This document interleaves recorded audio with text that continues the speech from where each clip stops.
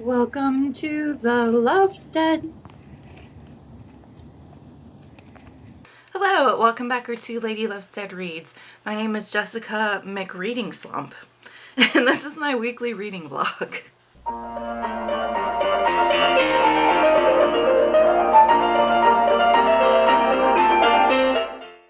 It's Monday, November 15th, and the first 2 weeks of November, I have been in such a bad reading slump. Like, call me Slumpy McSlumperton, because everything I picked up, I couldn't focus on. I think it's just because I've had a lot going on this month. I have had several things going on at work, lots of things going on at home. So I would sit down to read, and I'd read for like 30 seconds before my brain was like, oh, we have to do this next, and then we have to do this, and don't forget that you have to do this. Oh, we should probably write this down, and don't forget that you need to do this. And what if we did this? Like, just constantly on overdrive, thinking about all the things that I needed to do and get done. And thankfully, I got through a lot of it last week. A big part of it was some giant conference presentations that I had to do the first and second week of November, and those are over now. So I think that I finally made it through my slump, because over the weekend I was sitting down to read one of my buddy reads with my friend Becca from Becca Ordered. We are reading The Phantom of the Opera this month. So over the weekend I was trying to just focus on that one book, and it worked. It worked. It worked. It was like a dose of good medicine. So yeah, one of the books that I'm reading is The Phantom of the Opera. I'm just going to show you my Kindle because I'm reading it on my Kindle. The Phantom of the Opera by Gaston Leroux. This is a Gothic classic, and it's about the Paris Opera House that is supposedly haunted by this ghost. And so far I'm on chapter 17, so I'm like a little over halfway through. And there's just this constant question of like, is it a real ghost, or is it somebody playing a joke on us, or is it an actual person who's just doing all these things? So that's been a fun question to kind of think about as we go through. There's a really angsty love story, and I'm here for it. It's so angsty, it's so delicious, and I really am loving this book. It took me a couple chapters to get into it, but now that I'm in it, I'm obsessed. And I've put down everything else that I'm reading so that I can just focus on that book, because I'm really, really enjoying it. After I finish The Phantom of the Opera, I'm going to pick up again Six of Crows by Leigh Bardugo. I tried reading this a bit last week. I got through the first chapter until the slump slumped me. So I'm buddy reading this with my friend Johara at the Witchy Reader. And Johara, I'm so sorry. I'm behind on our buddy read because we're reading both Six of Crows and Crooked Kingdom. I was supposed to have Six of Crows done by today. So that's not going to happen. But as soon as I finish Phantom of the Opera, I am going to pick this one back up. I read the first chapter and I really enjoyed it. So Six of Crows is part of the Grisha-verse by Leigh Bardugo. The first books that I read in the Grisha-verse were the Shadow and Bone series. Or not series, it's more of a trilogy. So the Shadow and Bone trilogy. I enjoyed it. I wouldn't say that they're like top of the top favorites of all time, but I did enjoy them. And I wanted to continue reading it because I want to read all of the books before I watch the TV show. I watched the first episode of the TV show and saw that the series within the series are kind of mashed up. So like Six of Crows and Shadow and Bone happens at the same time within the TV show. And so I didn't want to spoil anything for the books for me, because I have heard so many people say that the Six of Crows duology is like so much better than the Shadow and Bone trilogy. And it's a heist story, and that's all that I really know about it, is that it's part of the Grisha-verse. It's set in Ravka, and it's a heist story. And I read the first chapter. I really liked it. I can already tell a big difference in her writing just in that first chapter, from how she wrote the Shadow and Bone trilogy to how she wrote even just the first chapter of this one. Like, it's so much more finessed. Like, she's really polished up her style. And you know what? I've got to give Leigh Bardugo props, because her writing gets better and better with every book. So it's like she is continually working to improve her craft. So, I mean, I'm saying that having only read the first chapter though. So we'll see. We'll see what this ends up. We'll see what I think about this when I get further into it. So that is the reading plan: Phantom of the Opera and then Six of Crows. I'm hoping that I have less going on this week. I've got one more big presentation to do tomorrow for work, and then things should hopefully settle. Settle. Woosa. You know what I mean? Alright, that's my check-in for today, and we'll see you when I see you. If you watched my last vlog, you know that Mr. Orlando here went in for a dental on Friday, and it was a really rough procedure. He was not doing so well. And here it's Monday. I can say he's feeling a little better. His little mouthy isn't as swollen. His legs are starting to, the bruises on his legs are starting to get better. So, oh, you want belly rubs? Oh, you sweet boy. Yeah, that's more Orlando. Yeah, you're a good boy. I'll give you belly rubs in just a second. But I think he's doing better. A lot better than he was Friday, Saturday. So that's good. You want belly rubs?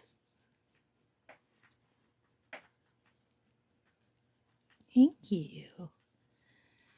You feeling better, buddy? Oh, it's a big yawn. Are you feeling a little better? I think you're feeling a little better. Not 100%, but a little better. You're a good boy. You're a good boy. Yeah, you're going to get belly rubs. Oh my goodness. I'm trying to get caught up on book reviews. Well, boyfriend watches football. But I basically need to review starting here, going up, all of these books. Whew. Hopefully get through a good chunk of them tonight. Dinner time.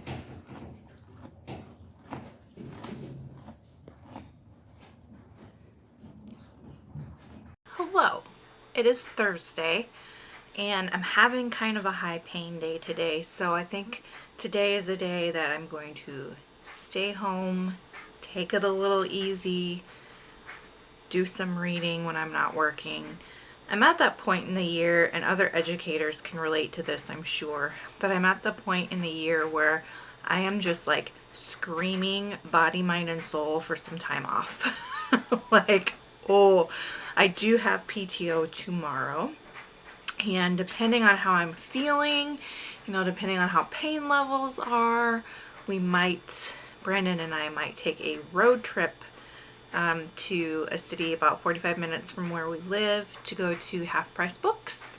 I'm going to sell some books and some things and take a little look-see at what they have on their shelves. I have a reading update for you. I, on audiobook, picked up and read Night of the Mannequins by Stephen Graham Jones. This is a novella, horror, speculative fiction. And I read it for Indigathon here in the month of November. Thoughts. I gave it 3 stars out of 5. Overall, I mean, I think it's decent. If you really love horror and speculative horror, probably will really love this. I am more of like a gothic horror person, and a little less so a slasher horror person. And this was definitely a slasher book. It left me, rather than feeling like kind of horrified and weirded out or anything like that, I just felt really, really sad. Like really sad for the characters. I'm going to put a spoiler sign up because I do want to talk about this with some spoilers involved. So if you don't want to be spoiled, skip ahead in the video to where you no longer see this spoiler image. All right, everybody gone? Everybody, last chance. Okay, so in the book, the main character is kind of just slowly unraveling and having a bad mental break. The characters center around a group of like preteens, and what happens is the main character has this delusion that a mannequin he and his friends played with earlier in their lives has come to life, is giant, and is going to go kill them all, including their families.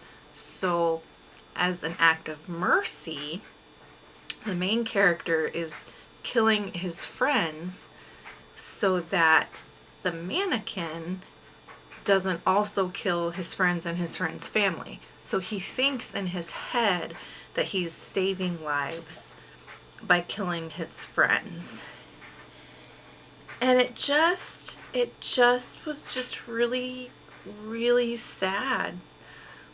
I didn't find it horrifying. I just felt sad.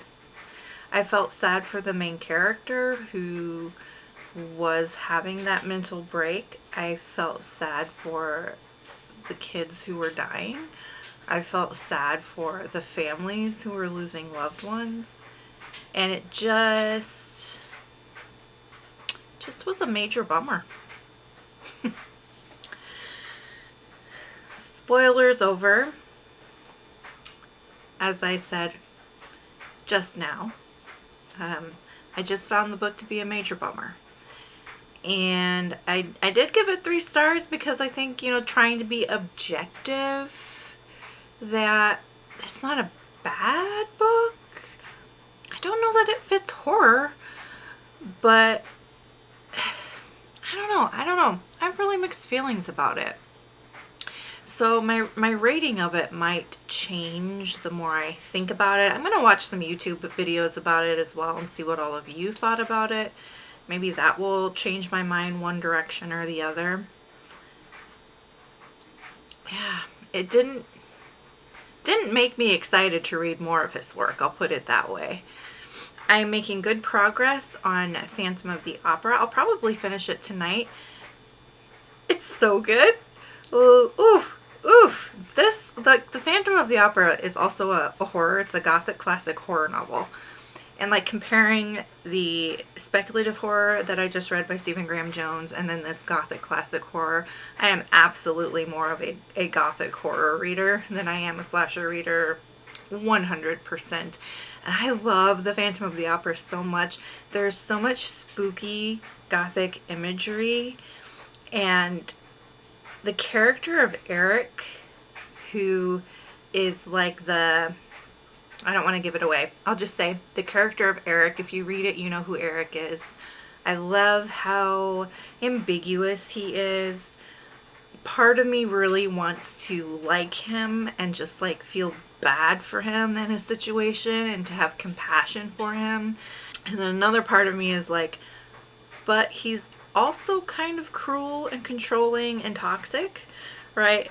So like I have this tension between like wanting to like him and wanting to be like, nope, stay away, X. So that's where I'm at with my reading. Since I am having a higher pain day today, I'm probably going to finish Phantom of the Opera and get into Six of Crows from there. On audiobook, I picked up The Last Report on the Miracles at Little No Horse by Louise Erdrich, and this is also one that I'm reading for Indigathon this month. I only made it like 2% into the book, so don't have much to say yet, but if I'm up to it, I'll keep reading it. I kind of just want to watch BookTube while I'm working on my work, so I don't know if I'll make any progress on my audiobook because more in a booktube mood. You know what I mean? I need to spend time with y'all.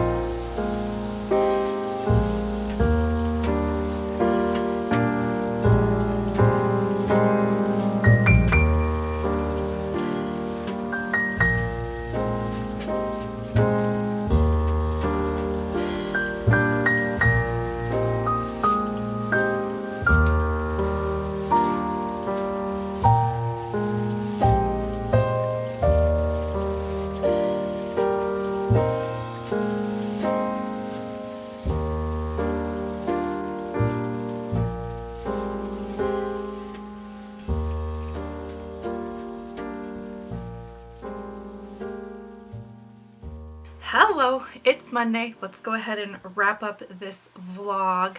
I don't even remember what I read this week. Let me pull up my Goodreads.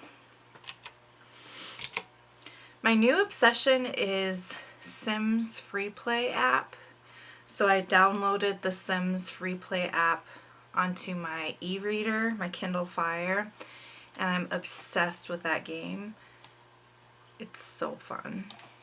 Alright, so wrapping things up here. This week on audiobook I read Night of the Mannequins by Stephen Graham Jones. Didn't love it. It's probably a 2.5 read for me. I'm dropping it half a star because it just, I didn't really like it. And then this week I finished The Phantom of the Opera by Gaston Leroux, and I loved it. Loved it. 4.5 stars. I then worked on reading Six of Crows by Leigh Bardugo. Didn't finish it. I'm only like 65 pages in. But I am really enjoying this. Like, wow, this is a step up from Shadow and Bone. Her writing improved so much with this book. So I will continue reading this in the next vlog. I don't know if I'll finish it in the next vlog, but I'll keep reading it in the next vlog.